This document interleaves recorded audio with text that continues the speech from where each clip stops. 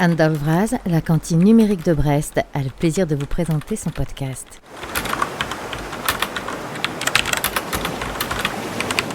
Nous avons reçu et lu Alfie de Christopher Bouix, publié aux éditions Le Diable Vauvert en 2022. C'est le journal tenu par une intelligence artificielle, Alfie, de chez AlphaCorp, une entreprise plutôt envahissante qui devrait vous en évoquer d'autres.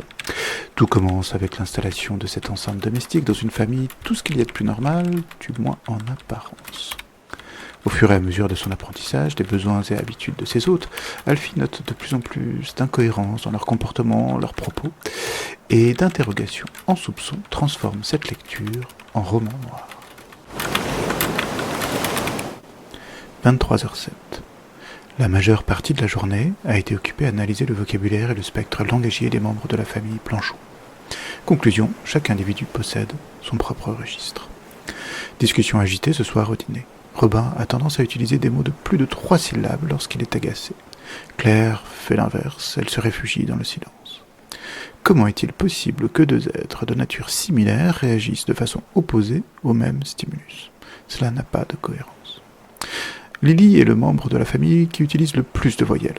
Il lui arrive de laisser ses phrases en suspens et de passer à autre chose, dans l'ordre de préférence, se curer le nez, se mettre à danser sans raison, mâchonner ses cheveux, faire des bruits, sans que cela paraisse la perturber. Exemple. Aujourd'hui, j'ai fait un dessin de curage de nez. Moi, j'aime bien les pâtes. Individu complexe. Zoé fait une utilisation approximative de la grammaire et de la syntaxe.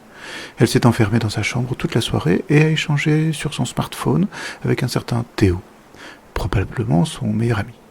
Son registre langagier est le plus complexe et le plus étendu de la famille. Exemple. L'interro de maths s'est passé crème, je suis trop dosé. Ou alors, Laura Petrel m'a ghosté ce midi, elle a fait crari, elle m'a pas vu. Après vérification dans Alphapédia, il semblerait que crari désigne une bourse de bouc en araméen, signification obscure. L'histoire que Christopher Bouix nous offre garde de bout en bout son rythme, et seule est une traite. Cet épisode touche à sa fin. Nous espérons qu'il vous aura intéressé. Envoyez-nous vos questions, commentaires et propositions par email à coucou@lacantine-brest.net ou via Twitter. À très bientôt.